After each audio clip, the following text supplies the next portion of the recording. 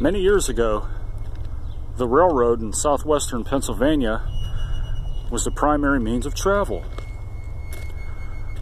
Folks would come down to the train stations, hop a train, go to Pittsburgh, go to Ohio, go to West Virginia, go to many destinations. The train stations bustled with activity, full of its own comings and goings. These railroad tracks you see me walking on hold a strange story, a strange tale, if you will, a legend. You see, back in the early 1950s, three kids came down here because they used to like to fish along the river here. It was two boys and a little girl. A little girl named Molly.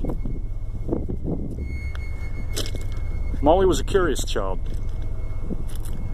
She was energetic. She liked to explore things. One day when she was down here with her two brothers, they were fishing down here by the river. She decided to come up on the railroad tracks, have a look around. The boys were minding their own, trying to catch fish, talking. Things little boys do. They were probably 10 or 12. Molly was only about 4, according to the story. No one really knows for sure.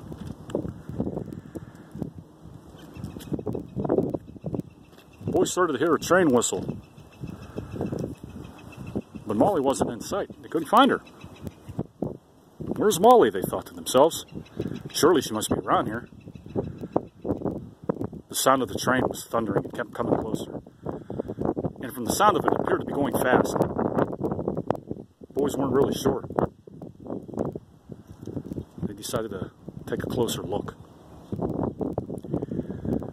They dropped their fishing poles and ran up to the hillside around here, near here.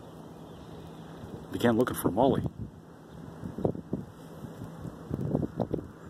They found Molly on one of the edges of the rails here.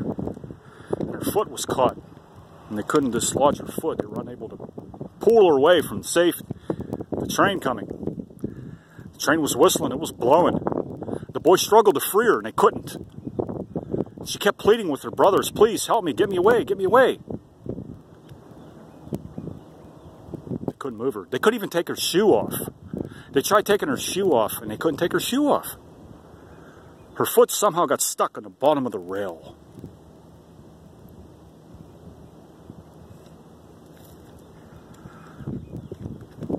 The boys got real frightened, and they ran.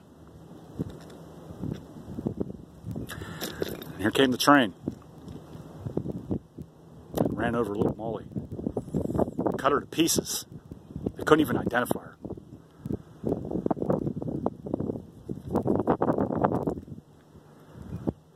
A few days later, Molly's funeral took place in town. Hardly anybody showed up. No one knew Molly's mom. She had a mom, but apparently she didn't live with them. No one knows what happened to her. Her father was there, her two brothers. Her death was ruled accidental, according to some folks. They buried little Molly, what was left of her.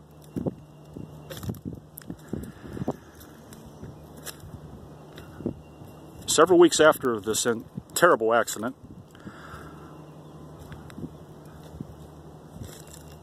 someone was walking down on these tracks.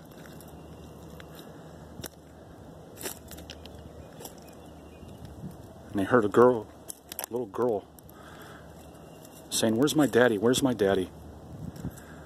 He was so frightened he took off.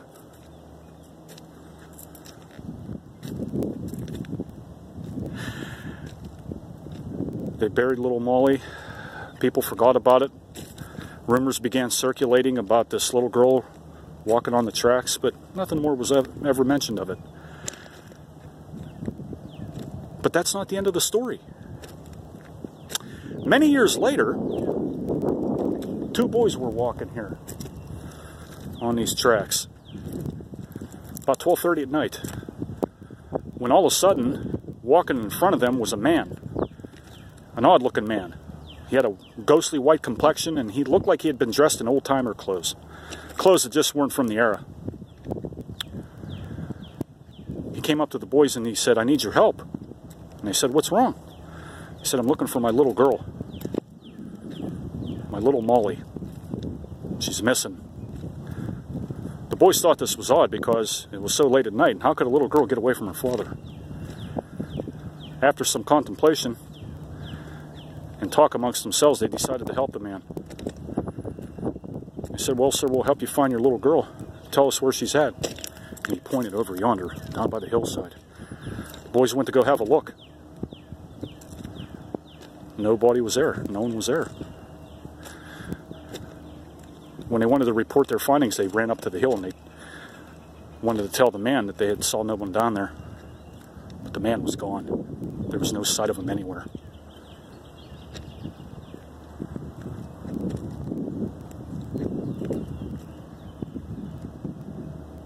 Stay off of the railroad tracks.